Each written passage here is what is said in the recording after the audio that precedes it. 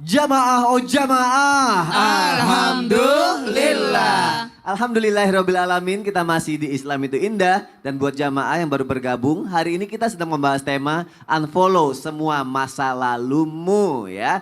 Ada kalanya ya orang mengingat masa lalu itu karena melakukan kesalahan di masa lalu, membuat dosa sampai teringat-ingat gitu kan. Nah di sini kita belajar nih jamaah bagaimana nih cara mengatasi dosa dan kesalahan masa lalu yang selalu teringat Ustadz Maulana. Oke deh. Mohon penjelasannya Ustadz. Izin Sasam dan Sasipam. Bismillahirrahmanirrahim. Allahumma salli ala Sayyidina Muhammad wa ala ali Sayyidina Muhammad.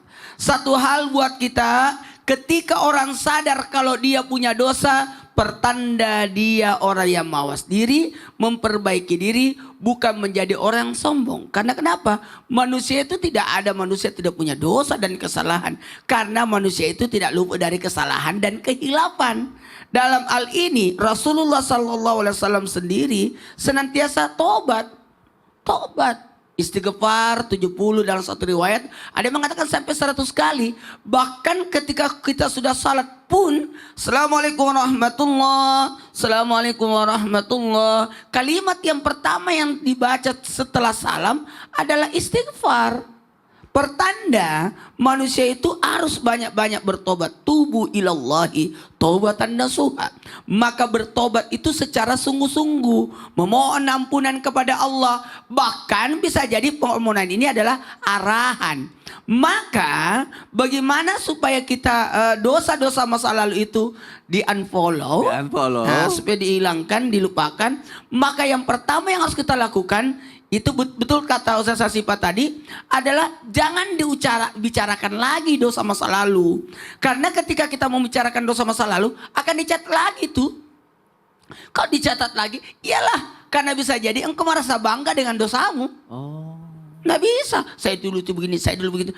Itu bisa jadi orang yang mendengarkan ceritamu itu, dia akan melakukan hal yang sama. Oh, dia aja pernah begitu. Oh, jadi ditiru gitu ya? Ya, akan bisa ditiru. Dan yang kedua, bisa jadi itu adalah bentuk kebanggaan. Maka sebaiknya yang pertama kita lakukan adalah bertaubat. Tapi tobatnya bukan hanya sekadar bertobat astagfirullah. Tidak. Tapi tobatnya itu disertai dengan ada janji pada diri untuk tidak mengulangi lagi. Dan yang paling terbaik ketika itu kita harus memperbaiki diri supaya tidak melakukan hal yang sama, tidak jatuh di lubang yang sama. Tidak jatuh di lubang yang sama dengan cara sibukkan kita dengan berbuat baik sehingga tidak ada waktu untuk berbuat keburukan. Makanya inilah yang harus kita camkan. Dalam Islam, alhamdulillah kita banyak ibadah. Subuh, duhur, asar, maghrib, isya. Kemudian diantaranya ada tahajud dan ada duha di pagi hari. Artinya dalam hal ini kita akan sibuk dengan kebaikan. Sibuk dengan berbuat baik. Sibuk dengan beramal. Jadi tidak ada waktu untuk berbuat keburukan. Maka Allah kasih kita sifat lupa. Jangan salah, lupa itu bisa jadi nikmat dari Allah. Karena kenapa? Dengan melupakan sesuatu yang masa lalu itu supaya kita bisa move on, supaya bisa lebih baik. Kalau orang mengingat dosa-dosa juga, itu bahaya, bisa depresi. Iya sih, bener. Aduh, bisa menyalahkan diri. Aku itu enggak bisa. Kita harus semangat. Ingat, maka yang terbaik, makanya tobat itu mengganti juga lingkungannya. Makanya alhamdulillah momen Muharram ini senantiasa kita kaitkan dengan hijrahnya Nabi. Padahal hijrahnya Nabi kan 12 Rabiul Awal. Tapi tetap kita senantiasa mengaitkan antara Muharram itu dengan hijrah. Berpindah dari baik lebih baik. Dari buruk jadi baik. Itu hijrah. Ayo, enggak apa-apa. Mengganti lingkungan. Oke, berarti bisa dibilang udahlah gak usah dibahas-bahas lagi masa lalu yang buruk gitu ya. Terus tobat aja, lupain aja, jadi lebih baik lagi aja lagi gitu lebih ya. baik lagi. Oh, benar juga. Takutnya ada yang malah niru ya, dia aja bisa karena begitu, yang paling susah itu gitu ya. kalau memaafkan orang gampang karena kita tinggalkan, tapi memaafkan diri sendiri itu yang susah. Baik, Masya Allah. Terima kasih Ustadz Maulana untuk penjelasannya. Kita lanjutkan lagi jamaah yang ada di rumah yuk. Ini perempuan harus menyimak ya, nggak tahu ini bener apa enggak, tapi ini penting banget. Dan mungkin banyak banget perempuan yang sudah mengalami ini Ustadz Syam. Jadi ada yang bilang gini. Wanita lagi. Wanita lagi. Pokoknya. Ada yang bilang katanya wanita ini paling susah banget ngelupain masa lalu dibanding laki-laki. Nah ini nggak tahu ya benar apa enggak ya. Kalau benar Ustadz, ada doanya nggak sih biar gampang move on? Bismillahirrahmanirrahim. Tapi guruku Ustadz Maulana, saya Syifa, Mas Soni, serta guru-guru kami yang dimuliakan Allah Subhanahu wa taala, jamaah Islam itu indah wanita khususnya. Ya jadi karena jamaah Islam itu indah banyak wanita yang subhanallah udah berapa lama ngikutin Islam itu indah gitu ya. Maka subhanallah mudah-mudahan ilmunya bisa bermanfaat, bisa diamalkan, dibagikan kepada anak-anaknya. Amin. Bahkan kadangkala sekali-sekali dibisikkan ke telinga suaminya gitu ya. Mungkin suaminya nggak sempat nonton full Islam itu indah karena berangkat ke kantor. Jadi wanita ini banyak membaca doa, banyak dapat amalan di Islam itu indah. Amin, Yang pertama Nabi SAW senantiasa mengingatkan para wanita untuk banyak-banyak bersedekah. Jadi wanita ini diminta untuk banyak-banyak bersedekah karena amalan bersedekah itu juga termasuk melegakan hati. Termasuk di antara pembersih diri, di antara memperbaiki atau mengobati hati. Maka subhanallah perbanyak bersedekah. Jangan dianggap sedekah, apalagi ini bulan Muharram ya, banyak acara santunan anak yatim ya, lebaran yatim, banyak acara santunan kepada fakir miskin. Alhamdulillah ala kulli hal, itu adalah sesuatu yang sangat masya Allah luar biasa. Namun jangan lupa wahai para jamaah Islam itu indah, yang wanita wabil khusus, ketika mengadakan acara santunan, sedekah kepada orang luar, jangan lupa bukan hanya kita baik keluar tapi juga baik di dalam rumah. Jangan hanya sedekahnya kepada orang luar, tapi sedekahnya kepada orang dalam rumah. Ketika bikin kopi, bikin teh, niatkan itu adalah sedekah kepada pasangan. Niatkan itu adalah sedekah kepada anak-anak. Maka pahalanya berlipat ganda padahal. Dari baginda Nabi SAW mengatakan daripada engkau sumbangkan ke jalan Allah, engkau sumbangkan kepada fakir miskin, dan engkau sumbangkan kepada keluargamu, itu adalah lebih baik dan itu adalah lebih banyak pahalanya. Kenapa coba? Orang menyumbang internal itu lebih banyak pahalanya dibandingkan menyumbang eksternal. Karena kalau dia menyumbang eksternal ada kebanggaan. Wih, Bu Aji banyak banget sumbangannya. Bu Aji itu baik ya, bagus banget itu Bu Aji, suka bagi-bagi. Tapi kalau dalam rumah biasanya nggak dapat pujian seperti itu. Maka subhanallah pahalanya lebih banyak kalau di dalam rumah. Maka amalan pertama adalah sedekah. Yang kedua, Nabi SAW sendiri mengamalkan doa ini. Padahal kita tahu Nabi itu adalah seorang yang sangat istiqomah. Nggak ada dosanya masa lalu, nggak ada dosanya masa depan, dijamin masuk surga. Tapi Nabi membaca doa, ya muqallibal qulub, tsabbit qalbi ala dinik, gitu. Ya muqallibal qulub, wahai yang maha membolak-balikkan hati, teguhkan hatiku atas agamamu. Maka amalan ini bisa kita amalkan supaya hati ini teguh dalam kebenaran. Maksudnya adalah pada masa baginda Nabi SAW berada di Mekah masih banyak atau belum terlalu kuat. Makanya pernah dilarang untuk berziarah kubur ya. Dilarang ziarah kubur. Kenapa dilarang ziarah kubur? Karena masih banyak yang mungkin melenceng ketika ia berziarah kubur. Banyak yang dilarang oleh baginda Nabi SAW akhirnya diizinkan. Kenapa? Karena melihat hati-hati. Jangan sampai belum move on dari nyembah kubur. Jangan sampai belum move on daripada kefasikan, kesyirikannya. Maka Nabi melarangnya waktu di Mekah, tapi di Madinah sudah diizinkan. Maka doa diajarkan Nabi SAW, ya muqallibal qulub, tsabbit qalbi ala dinika wa ala ta'atik. Silahkan diamalkan itu ketika merasa bahwasanya saya pengen move on, saya pengen berubah dan saya pengen teguh pendiriannya. Allahu ta'ala alam. Masya Allah, berarti itu doanya bisa buat laki-laki juga ya? Oh simple banget, iya betul, laki-laki, perempuan. Coba, ya muqallibal qulub, Ya muqallibal qulub, tsabbit qalbi ala dinik. sabil kalbi Ala dinik. ala dinik. Ah berarti yang tadi masa lalu. Masa lalu. Iya, Masa iya. lalu itu udah di unfollow. Udah move on lah Oh, iya. pokoknya. Masya Allah. Terima kasih ya guru-guruku ya Oh udah iya, jelasin ya. tapi kan yang tadi Mas Soni kan orang-orang yang tidak mau nyapa beliau. Iya. Oh subhanallah. Bukan masa lalu Tetap kan. aja nggak follow aku unfollow Jangan, aja. jangan. Nggak usah ya. Ya Allah, jadi nggak berubah kalau gitu. Baik siapa yang ada di rumah sekarang aku mau kebacain pertanyaan yang sudah masuk ke media sosial Islam itu indah ya. Yuk kita masuk ke segmen Tanya Dong Ustadz. Kami semua tanya dong Ustadz. Masya Allah, tabarakallah. Sekarang ada pertanyaan dari hamba Allah. Assalamualaikum Ustadz, kalau disuruh milih masa lalu daripada masa sekarang, saya lebih milih masa lalu. karena dulu orang tua saya belum cerai dan baik-baik aja.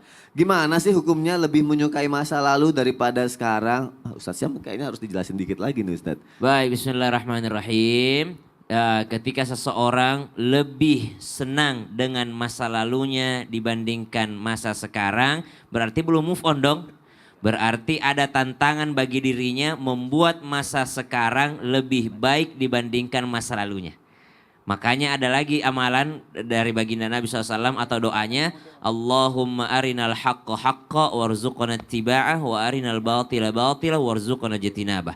Ya Allah, tunjukkan kalau itu benar, maka tunjukkan agar aku bisa mengikutinya. Kalau itu salah, tunjukkan agar aku bisa menghindarinya. Berarti itu tantangan untuk bisa membuat masa kini lebih baik daripada masa lalu supaya tidak dianggap orang yang merugi, yang mana masa lalunya lebih baik daripada masa sekarang. Wallahu ta'ala a'lam. Masya Allah, terima kasih ya Ustadz ya. Semoga terjawab ya jamaah yang ada di rumah ya. Kalau tadi aku udah ngebacain pertanyaan dari media sosial, sekarang seperti biasa Ustadz Maulana. Ya, apa ada tuh? yang naruh surat di situ. Masa sih? Iya. Langsung bacain dong. Aku bacain ya. Aku aku penasaran bacain. nih. Iya Ayo, ya, cepet, ya. cepet, Oke. cepet. Permisi ya Iya, Ustadz iya. ya, guru-guruku ya.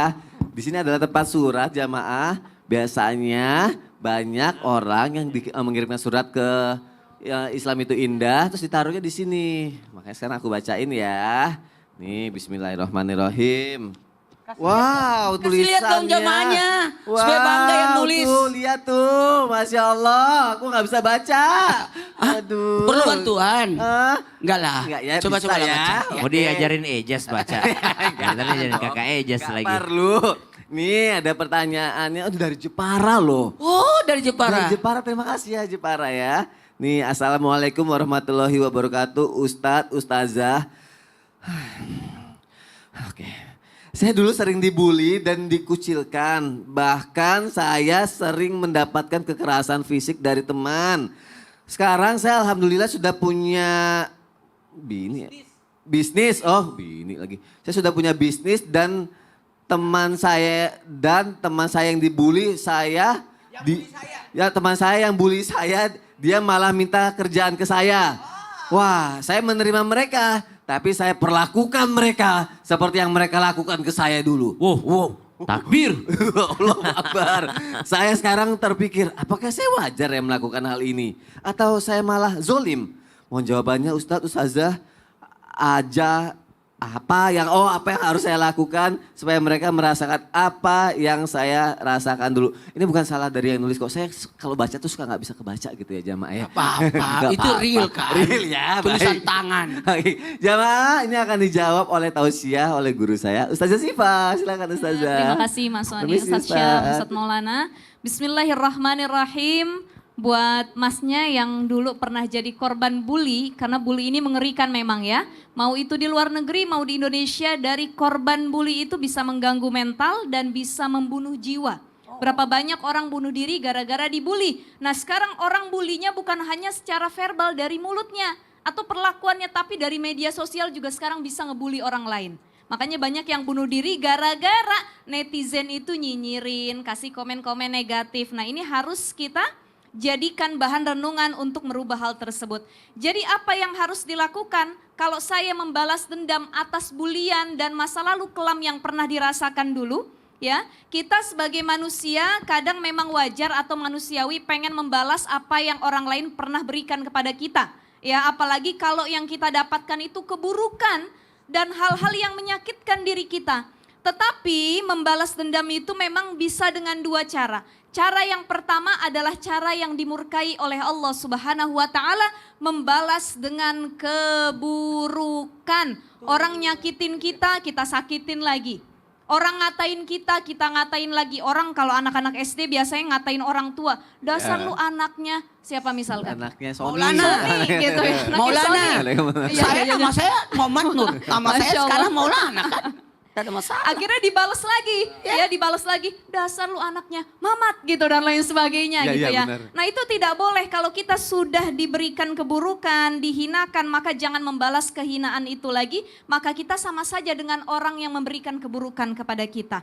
Ya, jadi memaafkan dengan keburukan ini dimurkai oleh Allah Subhanahu wa taala. Yang kedua, cara memaafkan yang paling baik adalah memaafkan dengan kebaikan. Ya, mohon maaf, balas dendam dengan kebaikan. Dan cara balas dendam terbaik adalah dengan menjadi jiwa yang pemaaf. Jadi kalau kita mau balas dendam, sok balas dendam tapi dengan kebaikan. Yang pertama menjadi jiwa yang pemaaf, dalam surah Ali Imran ayat 34 disebutkan, Bismillahirrahmanirrahim, alladzina yunfiquna fis sarai wad dharai wal kadhiminal ghaiza wal 'afina 'anil nas, wallahu yuhibbul muhsinin.